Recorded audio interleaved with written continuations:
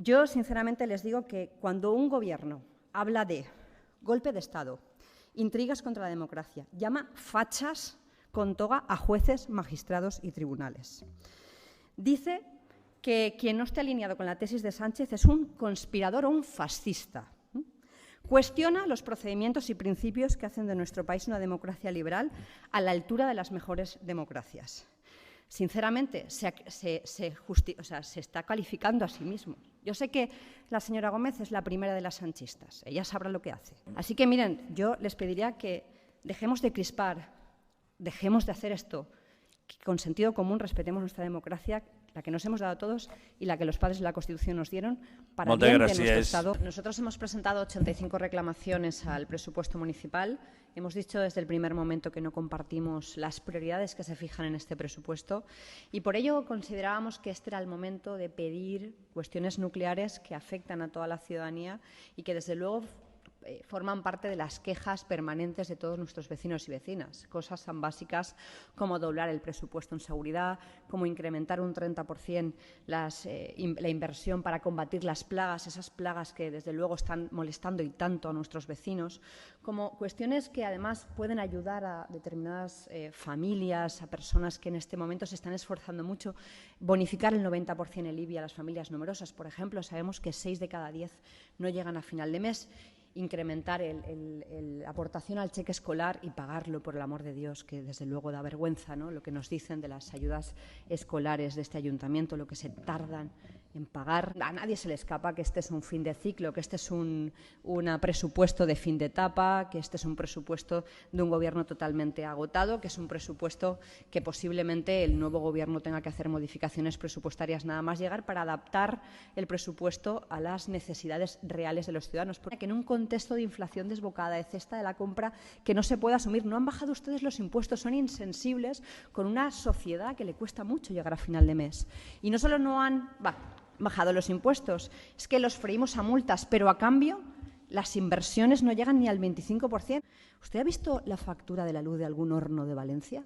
¿Usted sabe que hay hornos de Valencia que están pagando facturas de más de 6.000 euros? Y ustedes dicen que 300 euros para superar la crisis del conflicto Rusia-Ucrania. El sectarismo y la ideología no pueden comérselo todo, no pueden atraparlo todo, no pueden pasar cual rodillo su ideología y su sectarismo por encima del sentimiento del cariño de esta ciudad a la Virgen de los Desamparados. Y no puedo creerme que no pueden ustedes sacarla del almacén donde la tienen, con plásticos y en malas condiciones, y traerla a este edificio consistorial donde ha estado tradicionalmente esa imagen. Les digo, no es una cuestión de laicismo, no laicismo, no me saquen ustedes esos temas, que no va por ahí, que es una cuestión de respeto al cariño de los valencianos, de respeto a los funcionarios de esta casa que pagaron de su bolsillo la imagen de la Virgen de los Desamparados para que este edificio tuviera una imagen de la Virgen de los Desamparados. No es suficiente que ustedes se dediquen a estudiar la mejor ubicación posible en un espacio visitable. Yo lo que quiero son dos cosas. Uno, que ustedes traigan ya la imagen de la Virgen de los Desamparados a este edificio, porque hemos planteado varias alternativas de lugares visibles donde puede estar y puede permanecer mientras se ejecutan las obras. La modificación del reglamento Mordaza se ha aprobado en apenas 6 o 7 meses. 6 o 7 meses. Para eso sí que han sido ustedes veloces como el rayo. Porque es que ustedes, cuando quieren amordazar, hacer maldades con el Código Penal, hacer atajos ilegales para conseguir objetivos políticos, incluso espurios, eso sí que lo hacen de forma exprés, sin informes técnicos jurídicos, por atajos y vulnerando incluso derechos fundamentales y constitucionales.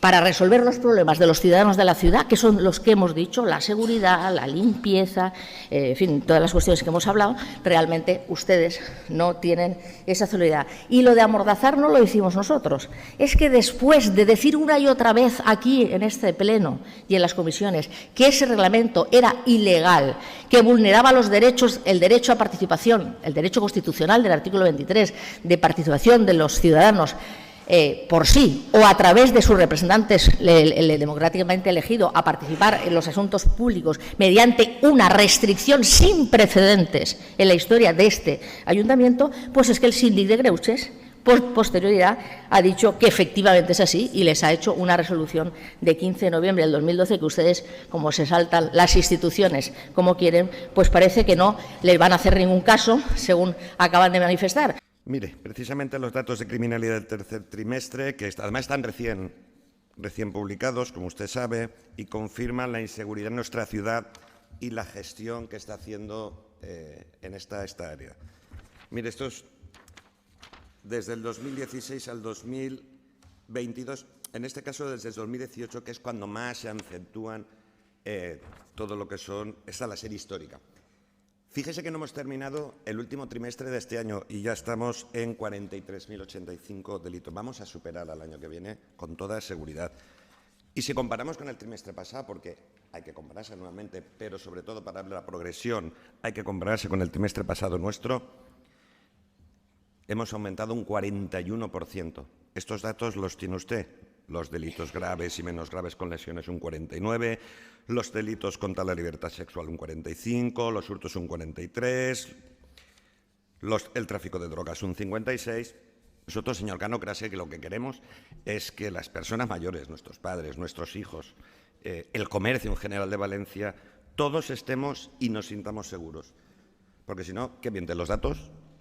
Mienten los vecinos, mienten los medios de comunicación. La otra noche de tensión con menores en Valencia, robos y peleas en pleno centro. Al menos 30 jóvenes se enfrentan en una pelea en la plaza del Ayuntamiento. Agresiones a un fallero en el centro de Valencia, no dejaban de golpearme.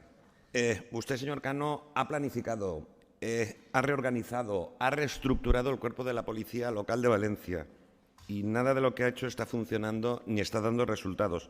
No es de extrañar que los últimos datos que hemos podido conocer señalan que la ocupación ilegal de viviendas se ha disparado en España un 46% desde que está gobernando el señor Sánchez.